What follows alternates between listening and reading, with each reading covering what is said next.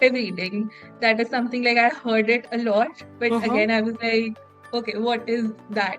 Mm. So basically, just taking a set of notes while you are, reading your comprehension or your CR passage.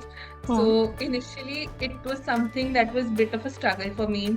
So in order to get into that habit, like initially, I started to you know, instead of taking a timer, I would just like sit down with a notebook and like constantly make notes while going through the whole thing.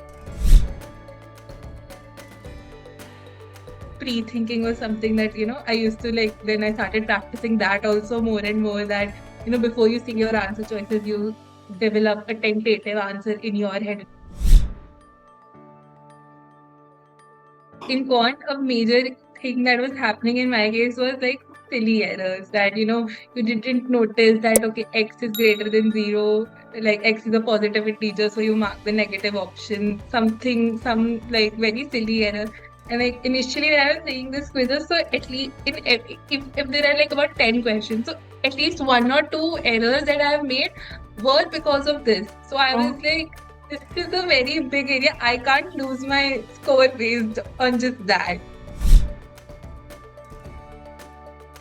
Putting your strong area first Mm. is like a very good strategy. Like it helps you like optimize your score to the best because that's the very first section that you attempt.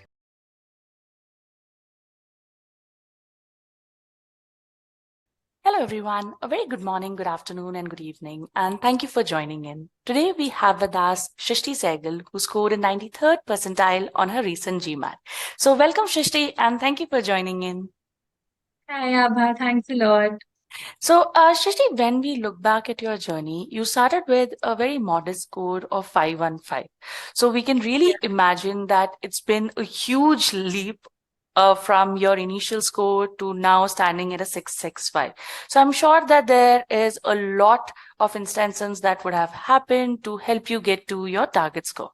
Right. Right. So we will try to get and dive into each of these. So when we get started, why don't you give us a little bit of a flashback? So when you took that initial mock, what was your biggest challenge that you could really, really see out there straight up front? Yeah, okay. So for me, like I I graduated last year in July, and after that it was like about a 7, 8 month gap when I took the mock. So in Hmm. between, I had not really studied or anything. Hmm. So I was not really used to studying, and I that was the mock I took without any preparation whatsoever. Yeah. So in a lot of things that happened with me, that I knew that I know this concept somewhere in my head, Hmm. but I don't know what exactly it is or what's like the short method to get to the question or like how, because like somewhere in school or somewhere like because the topics are not in itself that hard. Hmm. So like just to recall everything and that took a bit of an effort. So which is why like I knew that the score wouldn't be that great. So but at the same time I was trying not to get disheartened or anything because I knew that this is just literally day zero. Yep. Yep. So Yep. yeah. Yeah. So I And just knew that, yeah, yeah, and it's good that you took it with this stride because at the end of the day, it was a raw mock that you were starting off, right? It was a baseline yeah, score. The importance of the first mock or a diagnostic mock is to help you understand your starting scores, right? And then you chart out the exactly. plan forward. You know? So why don't you Yeah, help us understand what were your next immediate steps and walk us through your journey? yeah. So I had so for me, I had taken for GMAT especially. I was pretty lost. Like I was not sure what is the format of the exam, how you prepare for it, Mhm. anything whatsoever. So I was completely new to it. So I just took the exam, and after that, so I took it on the e-GMAT portal only, Mhm. and it showed me like statistics. I had given them a target score, so it showed me, okay, these could be potentially your strength in areas, these could be potentially like your weaken areas. So this is what you should polish on, so based on that, I got myself a study plan. Mhm. So going forward, I went in a way that I started with verbal first. Mhm. So that took about 2 months to like get actually good at. Hmm. After that, I took Quant. So the syllabus in itself would have taken me about like a month and a half. Hmm. But again, there are parts that you need to cement those concepts, Yeah. need to get good at it, develop some perfection. Hmm. So that took about like 1.5 month, 2 months again. So by April, I think so I started in January. So like by April or May, I was more or less done with syllabus. Then I was again so in verbal, CR was like one of bit of a problematic areas for me, Hmm. and even in RC. So like this, pre-thinking was something that I still needed to practice on. Yeah. Uh, Hmm. so yeah, so I used to take up more topic quizzes, like start off with easy questions. Once you gain confidence, like 2, 3 quizzes, then you move on to the harder questions, Hmm. go through the concepts again and again. Yeah. So I had like when the first time that I was going through the entire syllabus, Mm-hmm. I made sure to like take like not very detailed notes, but like an overall few notes, Yeah. which just helps you get back into the gist of it, that what needs to be like helps you recall everything. Mm-hmm. Okay. So going back to my notes was helpful. Then yeah, sometimes like I used to just go through like short videos on YouTube, which are like an overall run through of the whole concept. Mm-hmm. So like there were some topics like even in quant like permutations. Then in CR, I was again facing bit of a struggle in like but eventually, like I started developing, building upon the strategy that I was taught in my courses. Based on that, I started to tweak the strategy according to myself as well. Yeah. Like in CR and RC, like, in verbal, especially one thing I really noticed was that when you start looking at the options, 2, 3 of them are like very easy to eliminate out of the 5 options. So Mm-hmm. eventually, like I was able to narrow it down to like 2, 3 options, and like going then only on 2, 3 options you do it more of a deep dive, that okay, why this could be or why this could not be the possible answer. Yeah. Uh, Yeah. so yeah, so that was something that was helpful. Mm-hmm. Then again, like talking to you, constantly giving you tiny updates that okay, this is how the score has gone up, this is how it's Yeah. coming down. Yeah. So yeah, so I think discussing my strategies with you was also quite helpful because bouncing ideas off each other. Yeah. Actually, uh at this point, I would like to show your CR course attempt and your cementing, right? Because I understand that, a lot of students would be in a similar place, right? So when you were yeah, doing your CR stage one, Shrishti, we also have to understand that, you were starting with a 33rd percentile in verbal, right? yeah, At yeah, this point, you have closed with an 80th percentile, right? Which itself is a humongous, massive achievement, right? But we also have to understand that while you were doing the course, also, we can see that, here and there, while you had a problem, it's very important to understand that you took the journey at the stride, you were willing to go back. And this is something that people tend to forget, right? That Mhm. there are, files that you might have issues with. It's not always that blanket Yeah, approach that CR is a problem, right? There yeah, might be specific topics. So it's better to, do that mhm, actual deep dive, like you said, right? yeah, Understand if there's a particular topic, understand if it's a particular, a kind of a step that you're faltering in, right? Because I remember when we were in the cementing stage as well, right? We can see that, while you've hit the metrics or consecutively twice, right? There were certain kind of fluctuations here, which made us wonder mhm, what was happening. Because, when we yeah, had a call, when we were discussing, you were saying the right stuff, you were using the process. But like you said, the third step, the answer choice analysis, which is so, so crucial, was something that yeah, you really had a bit of a struggle, right? mhm, So how yeah. did you work around that? Is it something that, you particularly worked on this step, or you maybe went through your previous questions and try to fix it from there on? Yeah, so talking about my previous question, so I used to like on an Excel sheet, I used to maintain the error log Yeah. where, I used to link the questions, I used to mention what went wrong, what could be corrected. So usually before taking a new quiz, I used to like try to go through at least like the last 10, 15 entries of my error log Mm. that okay, this was the problem area, and especially so like in my case, bold face questions and assumption questions were like bit of a hazy area for me. Mm. So that was something that I used to like really focus on Mm. And going how through were you that. able to identify that these were the major issues? Was it through your error log and the quizzes that you were able to identify? Yeah. Yeah, like even that, and like secondly, like when I was even answers, I used to notice my own behavior while taking the quizzes that okay, this is something that I'm not feeling very confident about. Mm. So I used to focus more on it that okay, this is something, this is a problem area, you need more practice over there. Yeah. So yeah, so in that also like pre-thinking was something that I used to like then I started practicing that also more and more that before you see your answer choices you develop a tentative answer in your head and then you try to relate it to the answer choices. Also something that helps a lot with like your option elimination. Mm. Secondly, so talking about verbal more, reading. That is something like I heard it a lot, but Mm-hmm. again I was like, okay, what is that?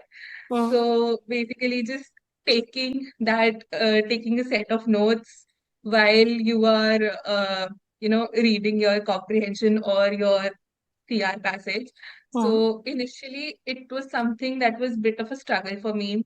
So in order to get into that habit, like initially, I started to like, you know, instead of taking a timer, I would just like sit down with a notebook and like constantly make notes while going through the whole thing. Mm-hmm. Uh, and like eventually, by the time I was gonna give my exam, like in this attempt that I gave with the 665. So by this time, I got like pretty skilled at it. That like now I no longer even needed like a pen or paper to because I was like able to make mental notes and all. Mm. So Yeah. that's something that helps a lot, and it's a huge time saver Mm. because by this point I was coming back because even in my mocks, like even if it's like in quant or DI, maybe would get a bit messed sometimes, but in verbal, that stopped happening for me once I Yeah. started like really get into this active reading aspect. Yeah. So yeah, and like again identifying your problem area. So even in RC, I would like look into my problem areas like okay, maybe like main point is something that's taking bit of an effort or like those questions where you have to find an analogy Mm-hmm. corresponding to a specific part of the passage. So, going into those specific kind of questions, or like in RC, one more thing that with me was that, if there are certain passages where it's like very science heavy. Mm. So that was something that was becoming a bit more difficult for me to grasp. So I Mm-hmm. would go and attempt like look into those specific questions. Like initially I was going and looking at my previous questions again and again, Yeah. but I think after a point, even that gets a bit redundant because Mm. you somewhat start remembering the answers Yeah. and like you start looking into it. So you start remembering the answers. It's not that effective. Mm. So I would always try to, go into more and more like new questions. So be it from e-GMAT or GMAT Club. Yes. Yeah. So To get that that was exposure, right? And I think it exactly. it helped you because, while the science passages you were not comfortable with, it's also because of the words that were used, right? You were not very acclimatized to Yeah. that kind of language. But I think when you Yeah. started giving yourself that exposure, where you went through, more Mhm. passages, which were, Yeah. scientific in nature, I think you started becoming slightly more comfortable, right? Yeah. And Yeah. Because like, mhm. yeah, yeah, you were saying something. Yes. Yeah, so like just like that, like once you start practicing more and more passages, even if like intuitively you're not building upon a vocabulary, but in your head you are somewhat able to relate that okay, this word might mean this based Yes. on the context. Like Exactly. contextual reasoning also Yes. helps a lot. Yes. in Pastel. Yes. Now, So when yeah, you were done with your verbal, Shrishti, it was time to conquer the next big section, which is the quants, right? yeah, In quants, you were definitely relatively starting with a higher ability, right? And yeah, also, quants was something that you were yourself also confident to a certain extent, right?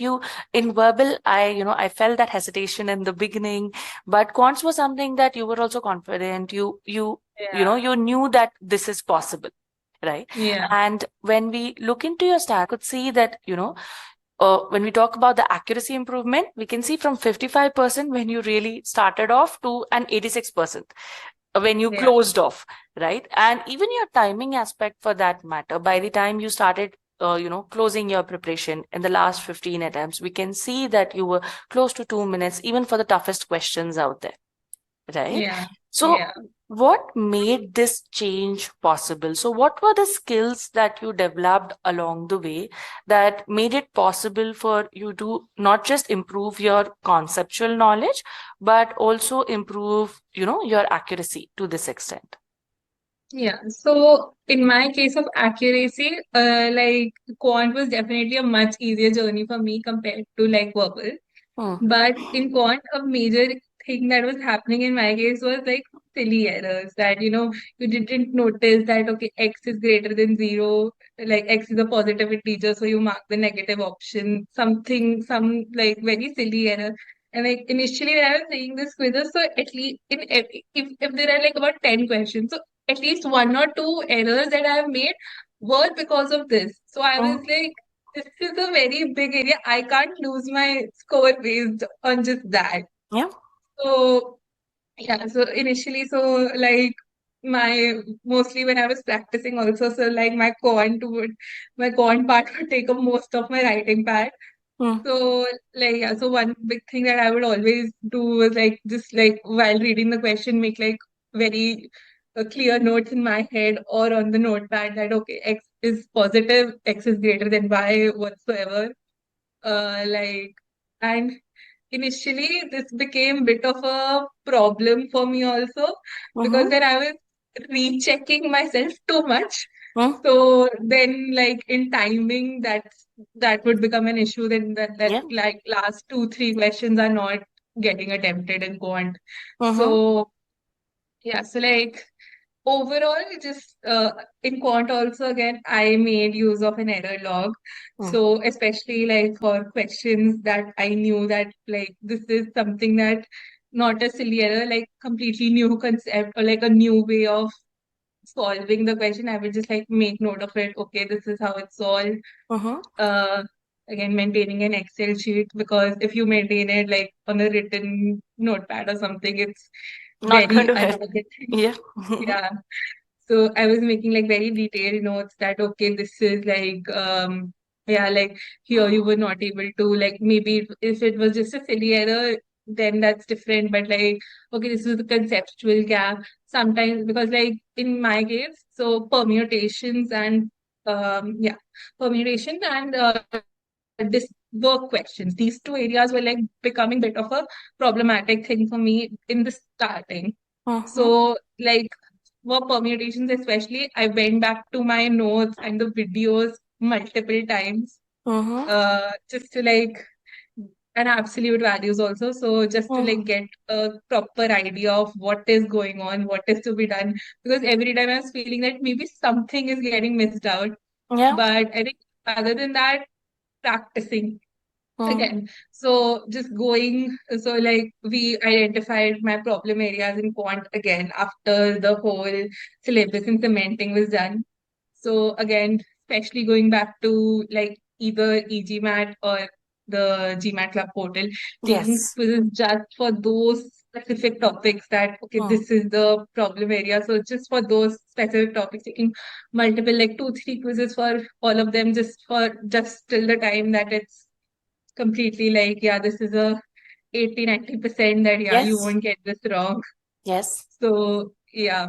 And like, even while taking mocks, Mm-hmm. so like, as you take more and more mocks, you start to like get accustomed to, okay, this is the sort of questions that you can expect. Mm-hmm. like what more areas to focus on, what Mm. less areas to focus on, like because even in mocks I was somewhat being able to see a pattern, like even within subtopics, what to, concentrate on more, like algebra should be a lot stronger. Yeah. So like after a certain point in PNC also, I was like close to like giving it up a little because I was like, because like some questions I was just not getting. Mm. But touch wood, like in GMAT, that didn't happen. Yeah. And I was able to get them right. Yeah. Right. But yeah, again, like your allocation of time, like because then you also have to know at what point that you are also get coming to that saturation point, that beyond this, it's fine. Yes, yes. I think the one thing that I would like to add here is that, once you're done the course, the quant course, you're done the Hmm. cementing, when we could identify the exact topics, right? Like you said, Yeah. when we looked into your skill data, we actually deep dive, and there were particular topics, we Mhm. could identify specific topics in NP, WP, Yeah. algebra that needed attention. I think the Yeah. common mistake that students do is they're always looking at the overall picture of Yeah. NP. My accuracy in NP is not improving or WP is not Hmm. improving. But like you Yeah. rightly pointed out, that it might be because of very specific topics that the accuracy is not improving. And if you Yeah. can do some focus practice, because in your case, we did a lot of focus practice, like you said, for PNC, absolute values, for Mm-hmm. these specific topics, which, eventually gave you that confidence also and the improvement too, right? Yeah, yeah. Because like the areas that you're good at, you're anyway gonna be performing well in those. Like it's definitely important to keep them in check. Yes. But if there is this specific one, two areas that you are able to identify and then you focus just on that, then that's more efficient. That is definitely, definitely. Now, moving on to DI, because this was also a very incredible improvement, right? Yeah. In your initial starting point, you were close to a 38 percentile. Right now, you are at a 90th percentile, right? And when we Yeah. talk about 90th percentile, it takes a lot of ability to get there, right? Mhm. So, when you started off with your DI course, what were the challenges that you faced and how did you go about overcoming them? Yeah. So in DI, a main for me, a big issue was MSR. So even though it was just three questions, but I was like, okay, I gotta get like at least two of them right, because I Mm, think some of it was also because at the time when I started off, I was still like not completely certain about my RCs. So maybe some of it was arising from there also. mm, But yeah, so like two-part analysis and DI, I was more or less comfortable with it. yeah. But tables, so GITA and MSR MSR. was Yes. MSR were like two major problem areas. Mm, So graphs and tables also, like after a point I was like, able to uh with practice, I was able to like come to the conclusion, okay, that just like instead of like just looking at the graph, you can just clearly be able to tell that okay, mm, this is bigger than this or whatever, or like so sorting your tables mm, accordingly, that helps a lot mm, to get your certain values. mhm, So like in tables, I used to like supposingly it says that like for value, just like it's divided in categories A, B, C. mm, So just sorting it according to so that all the A's are together. So then you look into that. So mm, like small strategies like that helped me a lot in graphs and tables. mm, Coming to MSR. So in MSR again, I note taking helped me a lot and active reading, mm, just being, because in MSR, it's like there is so much content, and sometimes the question it requires you to look into each part of the content. mm, Uh, but but like in MSR, it's more that you have to give it a try because so somewhat it knows if you haven't like really attempted it or not. mhm, Because with me, like one of my mocks, it happened that I got two MSRs in DI. mm, So I was a bit shocked that, oh, what has happened? Because I had attempted the previous one. mm, But yeah, so that could like honestly be a time killer for you if Yeah. you have gotten then two MSR. So it's important. Like even though it's just three questions, Mm, but like I feel it could like really, help you make or break your score. mm, Because yeah, like initially I was like a bit scared of MSR, mm, but again, like as I went with more mocks, more mm, questions, going back to the videos again, mm, looking into like because for me it was that usually quant related MSR were not that big an issue. Sometimes mm, like those verbal related, like those email ones and all, mm, were like more problematic. Because even in my mocks, I was getting like I think it's maybe it just happened with me. I don't know, but like in mocks also, I was getting more quant related MSRs. So mm. there, I was getting more confident. But like sometimes it would come out as a verbal related, so sometimes I would get a bit shaken. But eventually, with like so I started like going into MSR again and again, Mm. or is like I was like trying to align like my RC strategies with my MSR strategies Yes. somewhat, Yeah. because that helped a lot. Mm. That taking your notes, reading it actively, going being able to just point out, okay, where is this specific information given, Yeah. how to relate to tabs, etc. Yeah. So that was super helpful. Yeah.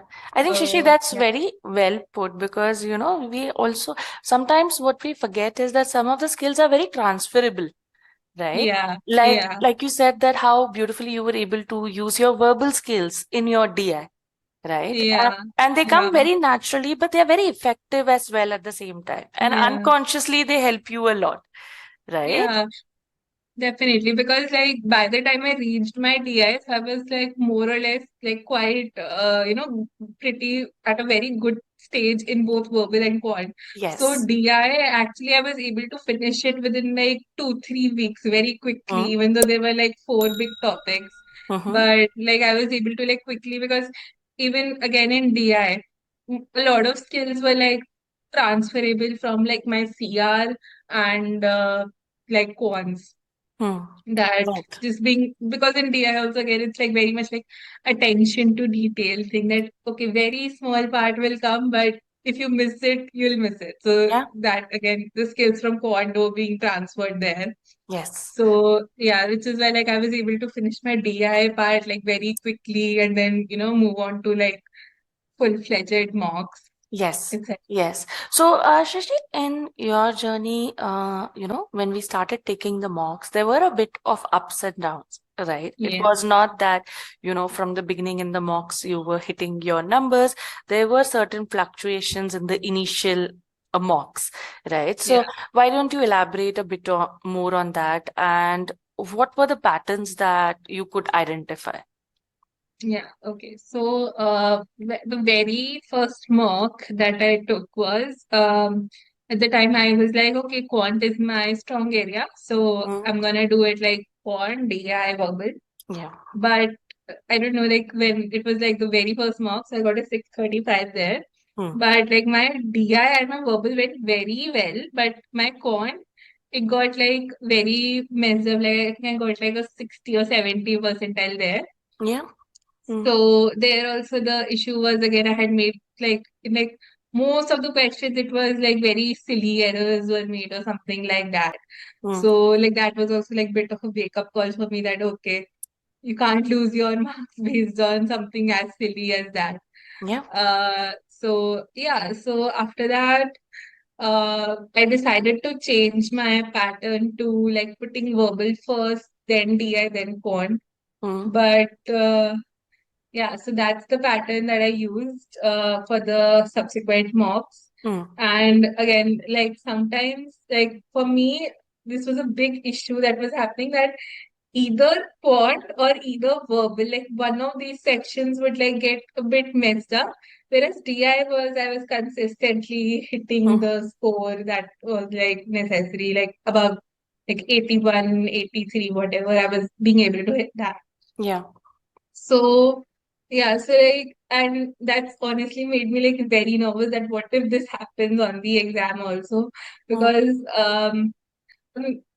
because I was like in a lot of questions, like in my second or third section, I would be like, oh, I'm getting easy questions, so maybe I have like messed up in the previous section. Hmm. So just being worried about that, like in one mock this happened, I was worried, so worried about that that I messed up the last section only, even Mm-hmm. though the first two sections were completely fine. Yeah. Hmm. So yeah, so like it can happen that you're consistently something is just not working for you, Hmm. so you're just like so much into self-doubt at that point, but like you have to just like trust yourself and like be like, Yes. it's fine, I have prepared for this, it's gonna be Hmm. okay.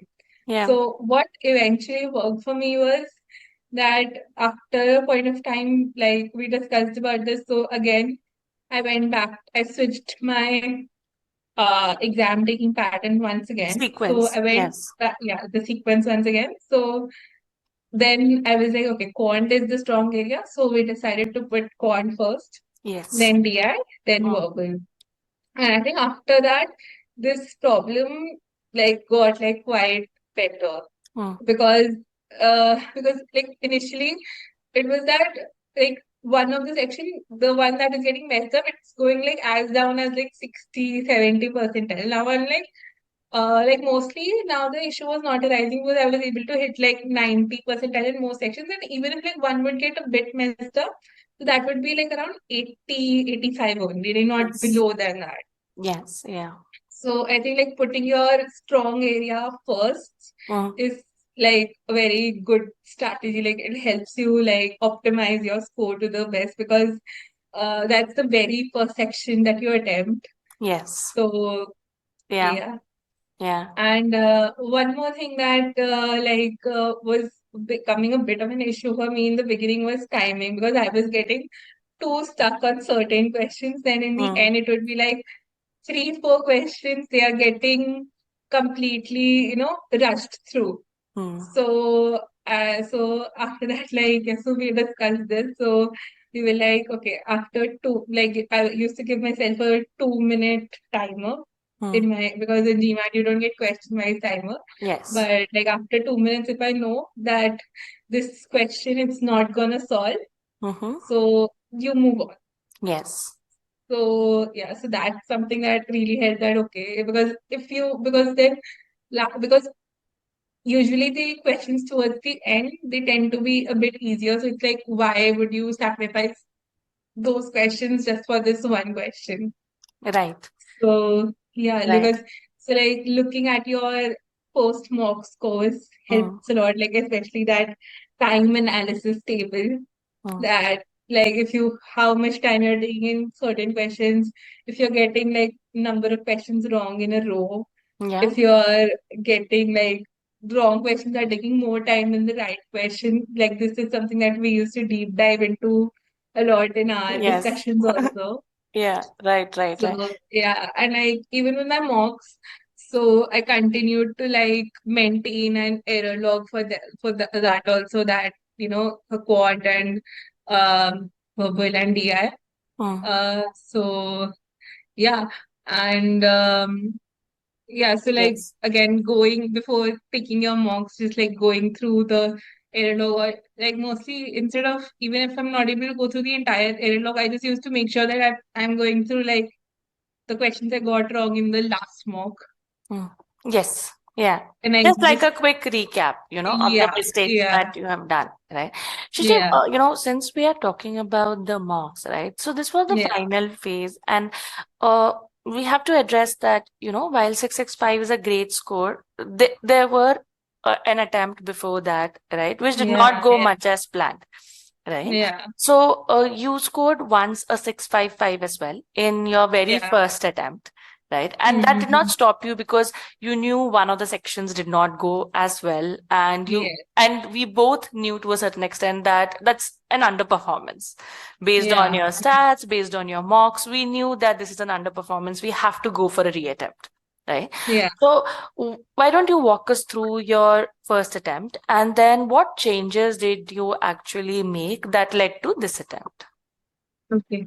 So the very first thing was that in this attempt also, like I took verbal the very first section, Yeah. then DI, then quad. So again, in this section, like my DI and Quant, they went very well. I hit like above 90% in both sections. But verbal, somehow it got very like messed up. Like because again, in verbal also, this timing issue again arise that like Hmm. took the last three, I think, questions. I could not even solve them properly. So I just marked them and I went ahead because there is a penalty if you don't attempt a question. Yeah, true. Yeah. So yeah, so I didn't have the time to like really because I got stuck at like two, three questions in the starting. Mm-hmm. So yeah, so I think after this attempt only we decided to switch the strategy to like putting quant first, Mm. and then taking like the verbal at the end. Mm. Um, so yeah, but like before that week also, like I was like before like 1 week before the exam, like I had like some external pressures also with me. So I was feeling like I was very nervous about the exam. I was studying like I don't know what is gonna happen. I mailed you also that I Yeah. don't know what is Mhm. happening. I'm very nervous.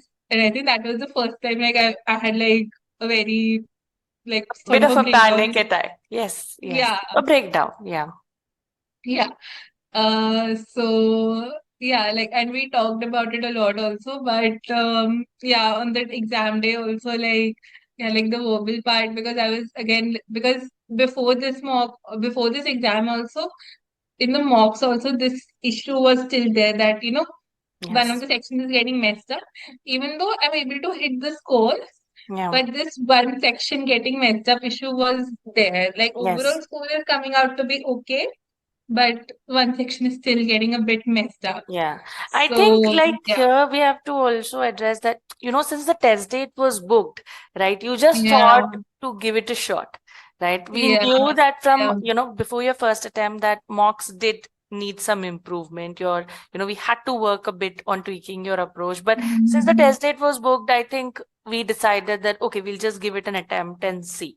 Right? Yeah, While yeah, the actual test did not go as planned, but it was very similar to what you were facing in mocks. The two sections yeah, went okay, but the third section was a drop. But there was a lot of, yeah, I think a little bit of your mindset also that played around in your first attempt, where you yeah, started because feeling, yeah, yeah, because like I had booked my attempt 2 weeks in advance. So, and like by then, like I had taken only I think two mocks. So like mm, one mock was a bit bad, but second mock was fine. I think I got a 675 or something. yeah, mm, So I was like, okay, it's fine, we can book it. But after that, I think the subsequent mocks that I took, like three, four mocks, they were not as good. mm, So yeah, and like plus there were some external issues. So like overall the situation got a bit too panicky for me. yes, But yes, again, yes, I was like even though it's not that bad a score, but I know that I can do a bit better than this at least. definitely, yes, yes, yes, So yes, that's why we decided to go for a reattempt. So like the second time also like that we went. So this time I was like, like let me build my confidence first mm, to a certain level, then yeah, only like we'll go and give the attempt. yeah, So yeah, so like I started to take up like so like by this time I we had realized that like questions in themselves or like concepts in themselves not that big of a problem area, but mm, the exam taking behavior or like more practice is like what is required. yes, true, So true, yeah, yeah, so like going forward, then it was just like mainly concentrating on the mocks yeah, and error logs. yeah, Like I would obviously go back once in a while to my notes to like certain areas that I knew that okay, in every mock this is becoming an issue. mm, Uh, so yeah, so that is something that I was doing on the side. But mostly like I knew that okay, test taking behavior is maybe where the issue is at. So mm, again, like we went about taking more e-GMAT mocks, taking more mocks from MBA.com, yes, official marks, yes, official mocks, yeah. yeah, So yeah, so like that, like I think more as I took more and more mocks, Hmm. So it helped me like get into the right headspace that okay, this is what is working, this is what is not working. Because Yeah. even yeah, so like that's what helped me identify that okay, maybe the sequence needs to be switched. Yes. Yeah, and then Yeah. like you have to be a lot more careful when you're taking like your first few questions, because that's what helps set the overall ability of the exam or the like subsequent sections. Yes. Yes. Uh, Yes. so that was a big factor. Yeah. I think Um, that was also the reason why we insisted on switching the sections, right? I recall, yeah. initially when you wanted to take verbal first, it was coming out of that fear zone that, verbal is your weaker Mhm. area. So you wanted to, start off with that, tackle it Yeah, first. But when things were not going as well, because of the adaptive nature, it made more sense to actually start with quants itself, which is something exactly. which is your driving force, right? And at this Yeah. point, when we look back into your journey, when we look into your 665 attempt where you scored that 94th percentile, it seems all worth it, right? Starting with that Yeah, quant, right? And yeah, definitely. yes. So, Shashi, while we have been in touch for a few months now, in the last couple of months, you were also part of the Last Mile Push program because Yeah. you had done the course, you had hit the stats to a good level, and now it was more about refining it and taking it Yeah. further from there. So, Yeah. what kind of impact does having a support system like this in one's journey? Yeah, so like I think I was like over mail at least I was pretty much in touch with you constantly while I was like doing my verbal and my coin, because they were like again I was facing a lot of roadblocks like because when I was doing my semantic for RC or I think CR there Hmm? were issues, like whenever I had an issue I would just like hit a mail on support at the rate e-GMAT, because I was like I don't know who else to go to, because I don't really have anyone in my circle who was like going through this journey or anyone. Hmm. So like I would just send a mail that like these are the stats. This is I don't think this is okay. So like I think there is this one mail thread which has like more than 100 mails on it now. Hmm. But yeah, like even from the beginning, I was pretty much in touch, but over email. So I think after I got became part of the last mile program. So after that, we were yeah. So the very first thing that we did was take, because I think when we started, I was pretty much at the end of my quant prep. Yes. So the I think you took like 3 4 days, Hmm. and you went in. You did a very like proper deep dive into my profile, and you built a whole study plan.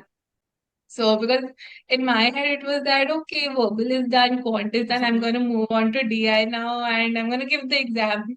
But yeah, but like in my head also somewhere you said okay, I'm not completely certain, but let's Hmm. see. So yeah, so like you help like help you it helped like that whole plan. It really helped me identify the specific problem areas like okay, like assumption questions need more practice, Hmm. distance question needs more practice, Hmm. so and so. So like we had a very detailed plan created. Hmm. So we were using, and you had like given me a very detailed list of okay where you can find these questions, um, how to go about it, how many quizzes to take, what Hmm. should be the accuracy that you should hit in like medium questions, what should be the accuracy for hard questions, Hmm. if we're taking in GMAT club, what filters to use, etc. Hmm. So like it was a very in detail plan that we had created for I think for the next 2 months almost, two Yes. three Yes. months, yeah. So like before I took my first ever like mock after the 0th mock, I would say that I had taken. Hmm. So I think there were like a lot of refinement and cementing that went into it. Hmm. So it really helped me like gain more confidence, Hmm. even though I was like, why do I have to do this again? But like I was like, okay, it's okay. Let's just get it over with. Like Yeah. let's refine it more and more. Yeah.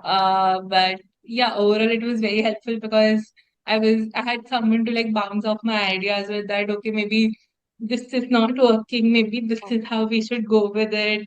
Mm. this is, maybe this schedule won't work. Like, so like, yeah, a lot of discussions. And so with you was like, you have, because I remember, I think there was some issue that I had discussed with you, and I was like, oh, this is something that happens with a lot of people. Don't worry about it, because then you sent me some other interview link also. Yeah, right, Uh, right. so yeah, like I don't remember the issue exactly, but yes, like in every case, like you had for most of my issues, you had the answer there. That okay, this is how to refine it. This is how we can deal with it, everything. Yeah. So yeah, so like this was like a very huge support system for me also. Uh, so Yeah, yeah, I'm glad that I could be, that support system for you. And, because I know that we have been on this journey for a couple of months, and it really yeah, feels good that, you were able to achieve your target and see that smile on your face. I think it's a win-win for all of us, right? yeah. Shrishti, when you look back at your test day, right? So, Mhm. why don't you take us through your test day experience? Was there something that you did on the test day specifically, or 2 days before that? Because you knew that this is a reattempt, especially, right? You knew that, uh, it it meant a lot, right? So Yeah. yeah. So what was your preparation strategy for the last final 2 days? Was there something specifically you did, and what happened on the test day? Yeah, so I had taken my exam on Wednesday. Hmm. On I think on Sunday or Monday, I took my last attempt, and like on the day of the exam and the day before, I took an off from work also. So like I was trying to like eliminate all stress factors that could be there Hmm. for me. So like because before my first attempt, I was very like haphazard. I was going through my notes again and again, everything. But like by this point, like I was like, okay, you have gone through so many mocks, so many attempts have been done, so many mocks are done. Like you're in a good place, because even when I was taking my mocks, like I was not taking a mock on a daily basis. It would be like 2 or 3 mocks in a week at Hmm. best. Yeah. So yeah, so I was like, okay, in 2 days, nothing is gonna change as such. Yeah. Because like by this point, there was a pattern that in most mocks I was getting like 665 to 695. And Yes. like before the very last mock that I took, I got like a 715 on it. So I was so that was a good thing for me, because there was a boost of confidence for me also. Yeah. I was like, okay, I've got this. It's gonna be okay. Hmm. Like I was like, obviously I was a little nervous but I was like, okay, in any case, Yeah. there is the other score. It's Yes. not that bad. So Yes. there is a backup. But like at the same time, I was like, okay, like I have worked a lot for this. Hmm. So just don't so I was like trying to going through my notes, error logs, all of that. I did that, but I was trying not to overexert myself or anything Yes. before the test. Hmm. So yeah, so like last time that I took the test also, so the center also that I chose, it was like ended up because of the date issues or whatever. So the center also last time I ended up choosing, it was like very like 1.5 hours away from my place. This Hmm. time I thankfully had had the slot for the close by center. Hmm. So like I reached on time, everything was like I just tried to make everything as smooth as possible. Hmm. So yeah, And while you were giving the test, Shrishti, did you yeah, feel that things were really going good and you were on track? Did you get that hint at a certain point? yeah. Like when I was giving my quant, so like I was like by the end of quant, I was like, okay, this has gone well. So in Hmm. DI, towards like one last question got a bit messed up, so I was a bit nervous, but I was like, it's okay. Overall, it has gone fine. Plus, like I knew that DI mostly I hit the scores in any Yes. case. Yes. Like I had hardly ever messed up my DI scores in any of the Mm. mocks also. And even in the previous attempt, DI was not a problem area. So I was like, okay, it's gonna be fine. I was just like telling myself, don't get nervous at this point. Yeah. So in verbal also, like I was able to like yeah make sense of most questions because initially when I was like very like I'm talking about January or February when I was like just starting my verbal, most questions I would like not be able to make sense of it that why is this a wrong answer? Why is this the correct answer? It's not making sense. Like unless it's completely obvious. But like this time I was like very like in a calm way I was able to eliminate the Mm-hmm. wrong options, everything. And I think I Good. got done like 5 minutes, like 6 minutes before the time also in verbal. Mm-hmm. So I had the time to like go back, review the questions, everything. So yeah, but like by the end of verbal, I was like, okay, maybe this has like gone well this time finally. Yeah. So yeah, so like after that, like that 10th 1 2 second it takes to show the score. Yes. So that showed I was like, okay, thank God. Yes, I can really feel that relief that when you must have seen the score, I'm sure the big smile on Shrishti's face, I can really imagine that. Right. So Shrishti, when you look back at your journey, what would be the key takeaways that you feel that you would want to share with other GMAT aspirants? Okay, so like firstly, try to like stay calm as possible. Secondly, yeah, like if you are feeling that there is a certain problem area for you, just like go deep dive into it, look more into it. Try to practice those specific questions, like so for example in RC also like I mentioned like science type passages were a bit of an issue for me. So like try to like deep dive into as specific as you can get to Mm, your problem area, it's better. Secondly, like make sure that as you're going forward, there is some sort of improvement in your overall performance mm, that you know you're not getting stagnant. Like if you are getting stagnant at like an 80-90%, that's good. But like not at a 60-70%. yes, Uh, and yeah, like it's sometimes it gets like you just have to be patient with it. yes, So yes, because there's a yes, lot to cover, yeah, a lot of syllabus. yes, So like you just have to be patient and like I know in a lot of other exams people start taking more like every exam again has its own strategy, but I would suggest that once you have done at least 80-90% of your syllabus, then only start going with your mocks mm, and everything. And like once you have reached a certain level of confidence where you're like, okay, I can do this, this is gonna go well, yeah, like then only book your exam date because you can anyway book it like even 2 days in advance. So mm-hmm, don't rush into booking it because I know I was very much like in April only I was like, should I go and book it? Like what if I don't get a date or whatever? So like don't worry about that. yes, yes, Uh and yeah. yeah. Yeah, I think that's very well summarized, Shashi. I love the point where you said that keep your patience. This is a journey. It will take its time, right? You have to Yeah. just keep at it. Every day you really need to put your heart and soul and keep working on the right strategy, right? And Yeah, like you have to figure out what is working for you, what is not working for you. Like, yes. just keep changing your strategies and everything because initially the sort of uh targets I had set for myself in terms of my like I had set like more or less equal targets for all my Mhm. three sections. But after a point, I realized that okay, quant is very strong in my case and verbal is maybe not that strong. So maybe like there Yes. can be like in verbal I can afford to get like a bit lesser percentile if I like optimize it with my quant percentile. So like Yes. small Yes. attention to detail things like Yeah. that. Yeah, I think gradually in your mock stage, we realized that, quant was really coming out as your stronger section, Yeah, right? And yeah, that's when we decided to make that switch, which worked for you as well. But it's very, yeah, very, this is very crucial advice that, you really need to work on your strengths.